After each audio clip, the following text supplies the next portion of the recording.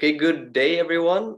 My name is Jacob Hallerström, and I'm one of the program coordinators as well as magazine editor here at the Stockholm International Film Festival.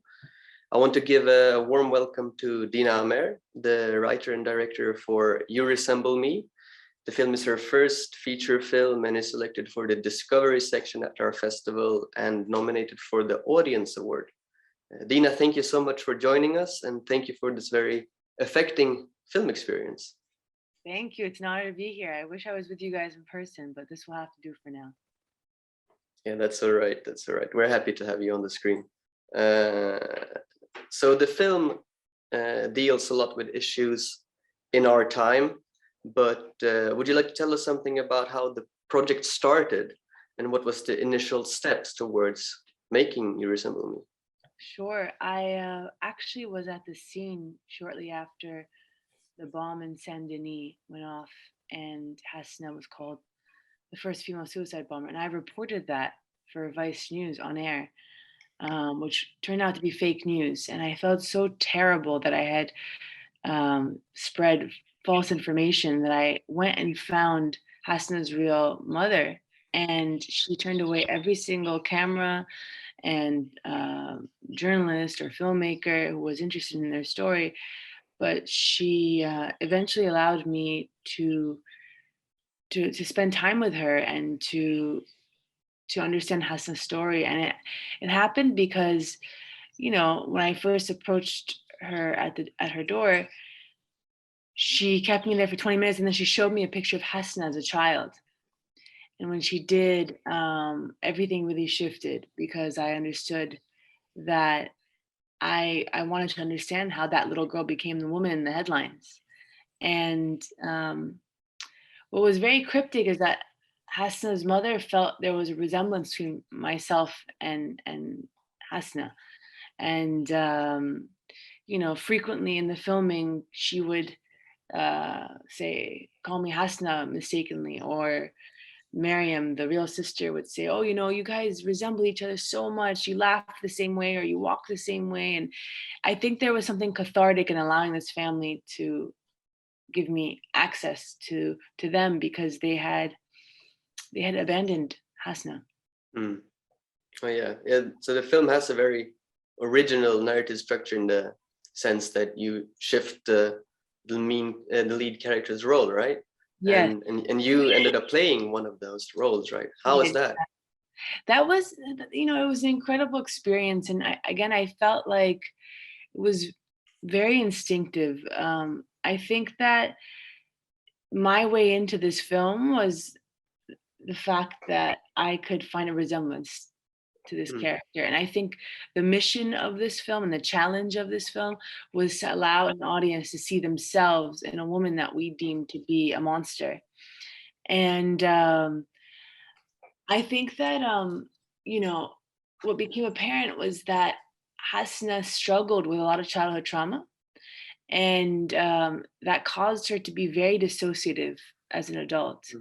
And the only one relationship she had that was anchoring in some way was her relationship to her sister when they were children. And when they were torn apart, her sense of self really fractured. And it was very important for me to show that the one essential key to individuals who radicalize, and that's to ISIS or even, like, you know, a white nationalist organization or even a gang in California. Like, what this is, ISIS is just the backdrop in this film, but at the core, it's about individuals who are broken, looking for belonging, and can join more extreme violent groups.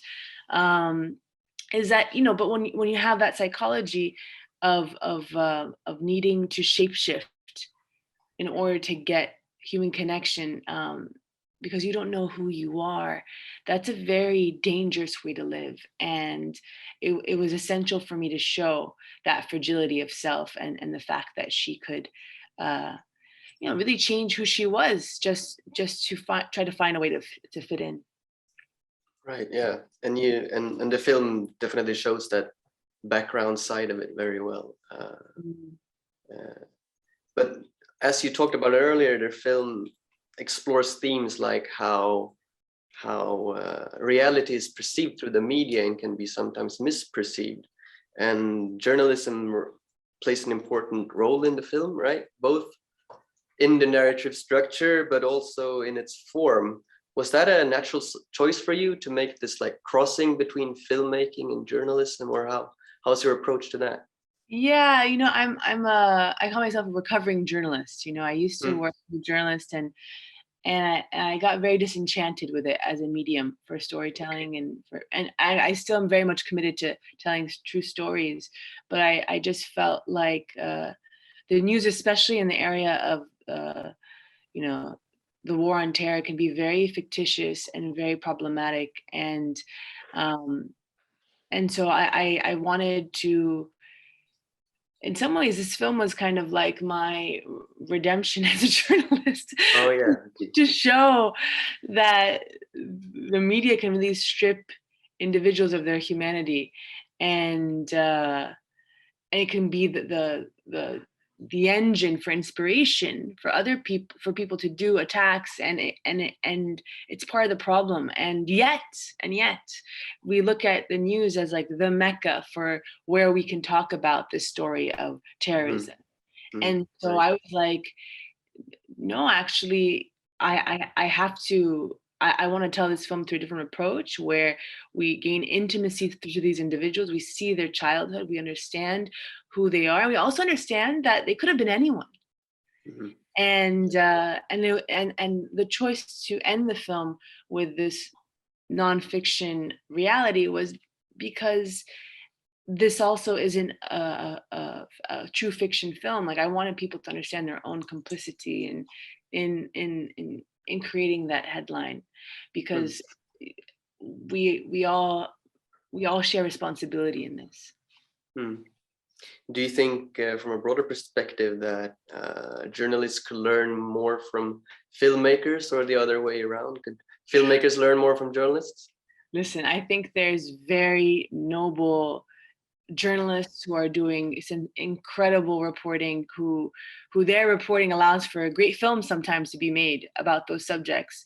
And I think sometimes, and I think for me, it's about just like intention of your intention, and like humility to like the story, especially when it's a true story and you're going into a space where there's a lot of pain and a lot of misunderstanding.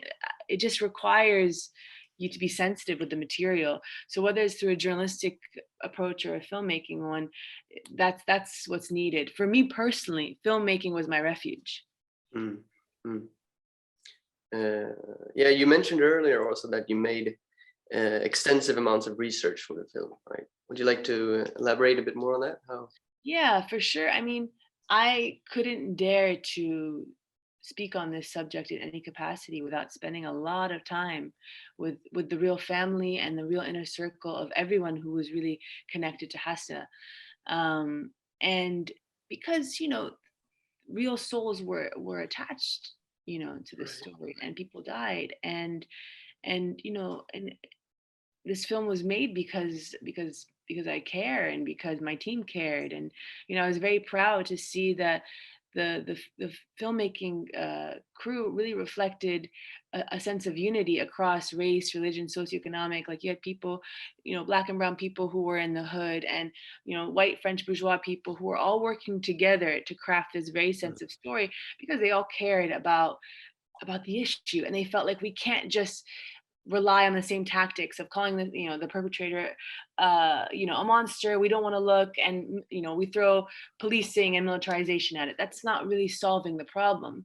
So we must look at the root, and I feel like that's also been reflected in the audience's reactions. When I look out in my screenings, I see people from all kinds of backgrounds, and I'm really grateful to see that the response has been so powerful, and that there's been a unity around it.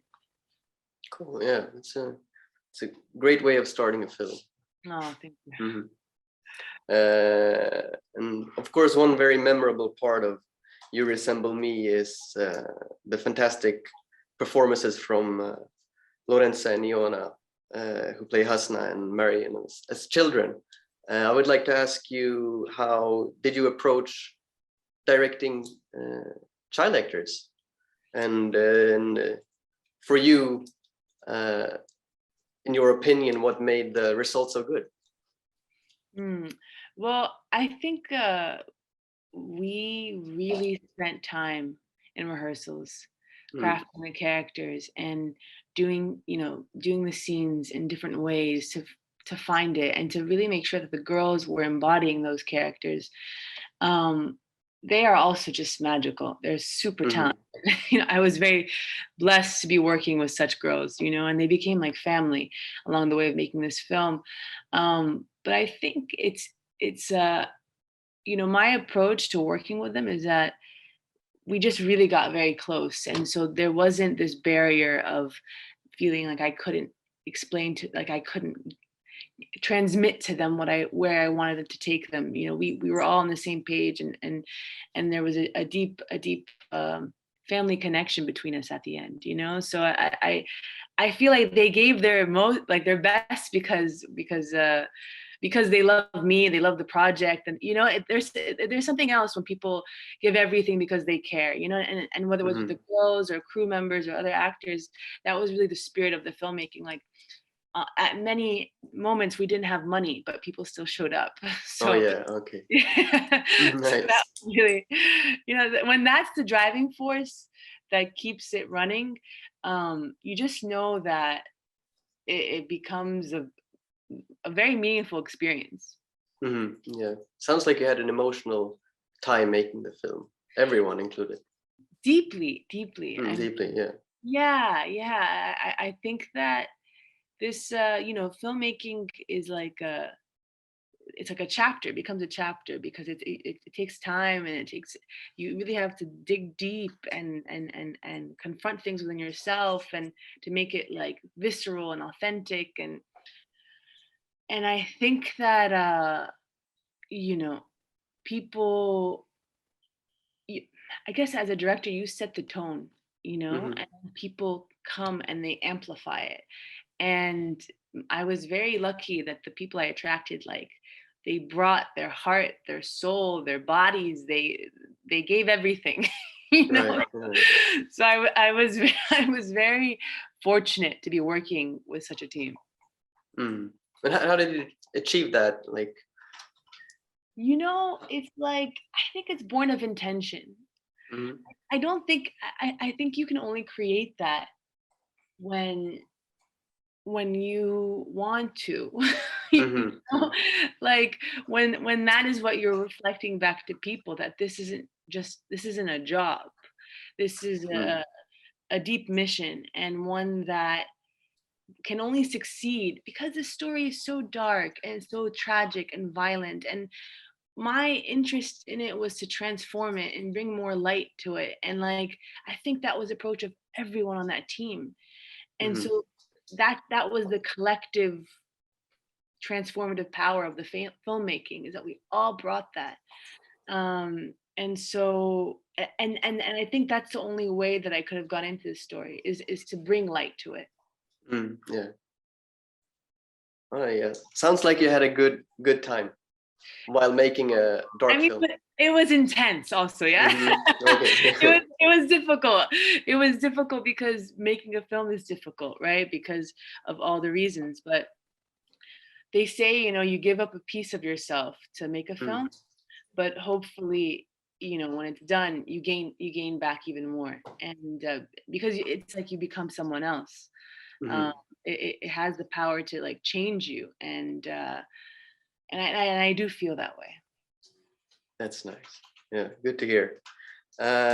So yeah, just before we need to wrap up this Q&A, let me ask you what you have going on. Can we expect more feature films from you now? Most Like, definitely, yeah, most yeah. definitely. Okay. It's they say you have to be a little crazy to Mm, want to be a filmmaker, because it's so intense and takes a lot of energy from you. And but at the same time, I would say, it takes faith, because you have to mm, keep believing that somehow it'll work out, even though everything seems so fragile. And for better or for worse, I'm committed, and one could even say addicted to, to the process, because the power of transformation that it offers not only you but the people you work with and the audience. There's something very holy at the center of filmmaking, you know, Mm. and then I want to be a part of that for as long as I'm here, you know. So That's great to hear. Sounds like you've found a good path to tell your stories now, and we're very happy for that. oh, Thank you so much, Dina, for joining us today. thank you so much. And we're so happy to screen the film, and we wish you the best of luck on your upcoming projects. And we hope to see you in Stockholm sometime soon. Yes, I have to come, most definitely. Thank you, Dina. Take care. Bye bye. Bye.